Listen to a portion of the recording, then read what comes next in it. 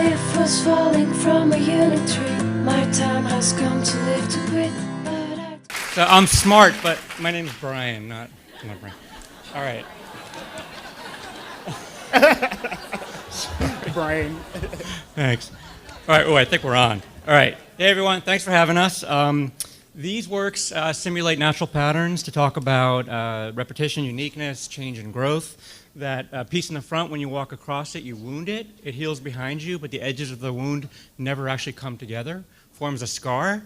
Here are some more explorations. That piece in the bottom left, there are these shapes that sort of go upwards, blob upwards. When you look at a particular column, that column slows down, retrogrades, and because of that, it's forever different from the rest, from the way it was supposed to be. So this piece, like the other one, is forever different depending upon who looked at it, who interacted with it. Commissioned at Harvard University's Memorial Hall, which was built to honor the graduates who died in the Civil War, but only those who fought for the North Side. And this is a controversy that keeps coming up every 10 years or so. So I decided to do a piece that, without judging whether the name should or not be there, I wanted to talk about this unfinished healing. So what I did is I projected the names of the Southerners under this luminous skin. The Northerners are engraved in the walls. As you walk across, the luminous skin blisters and opens up, and you see this information about the Southern graduates. The skin heals itself, covering it and suppressing the memories, it's suppressing the controversy. I also do a lot of playful work. It's not all serious. This is a series where there's these shadow creatures that swarm over the walls. The creatures are based on a 3-year-old's drawings. They strive to better themselves, but from our perspective, we can see they're just cycling and doing nothing, getting nowhere.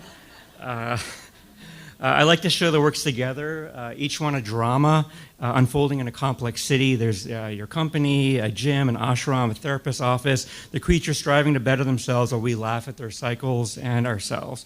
And just a little shout out to Susan from the McCall Center, who's over there, who's a great model. I've also spent a number of years at Harvard Medical School as an artist in residence there. I often work with the organisms that they study, but I try to connect with them in a different way. This is the frog Xanthopus tropicalis. I filmed it every day for several months, lined those images up, created some fake ones, and manipulated them a bit. So you end up with a frog that kicks into adulthood and then shrinks back to youth. If you're interested, watch the video, because it's really hard to capture from here. Here I project the frog much larger than life size to kind of put it in your face, so you have to confront their struggle.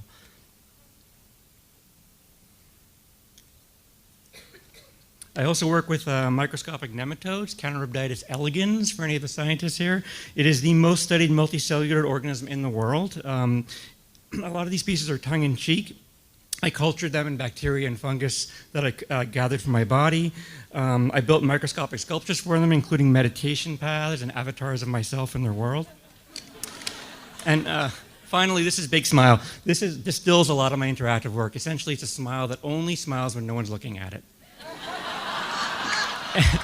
And like a lot of my interactive work, the important part is not just the piece, it's also the person working with the piece. So I think of the work as all of it. Here's Natalie. Hi. I'm a research scientist and an artist, and my art has a tendency to be about science and the emotions it evokes. I started out by revering science by using precious metals and a lot of glitter. And this landscape is actually that data describing a new discovery about cell behavior during DNA damage. And this piece is accurately but symbolically portraying the protein pathways in the same process. So for me, this was a fun way to remind that researcher that they had discovered something entirely new and that it gave it mystique. And if you take away the figure legends, it could almost be a sacred icon with lots of gold and glitter. This is a piece called Wanderlust. It contains a layer of organic forms in the middle, and above them is suspended a set of data points, histogram data that mirrors something about those organic forms.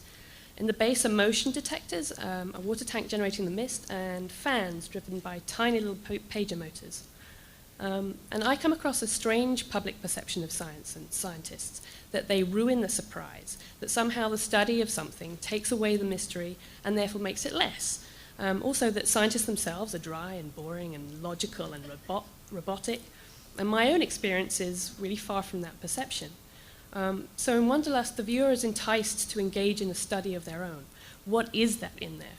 And when they get close, they set off those motion detectors, which switch on the fans and blow this mist around the box, making everything really hard to see, and so making them look even closer.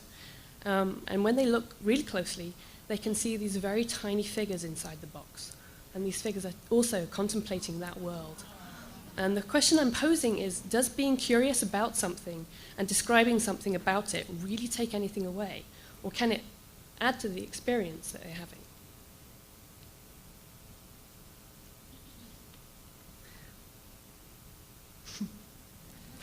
Hidden marriage is a new theme. Where and how does creativity happen? So this is a crafted object, a coffee table, and it contains very wild living organisms. They represent the processes we need for creativity, both controlled study in combination with relaxation and letting go. And again, there are little avatars roaming around these mosses and lichens, and those black spikes represent the growth of the coffee table in response to that wilderness. And the avatars are enjoying cups of coffee and having their own little creative conversation about the wild and the tame. And lastly, while I've been here at the McCall Center, I'm trying to grow fairy rings, rings of mushrooms that legends tell us are these portals between our world and the fairy world. And these particular attempts to grow mushrooms have been fed with shredded science articles. And again, I'm just playing with the ideas of creativity and science and magic. And the mushrooms themselves are a type that are edible, and they produce a kind of ink from their spores. And in this slide, you can just about see they're starting to grow. So I hope to use that ink to write fresh ideas down and then use that piece of paper with these spores on to then start the cycle again. So grow more mushrooms using ideas I wrote down. Thank you.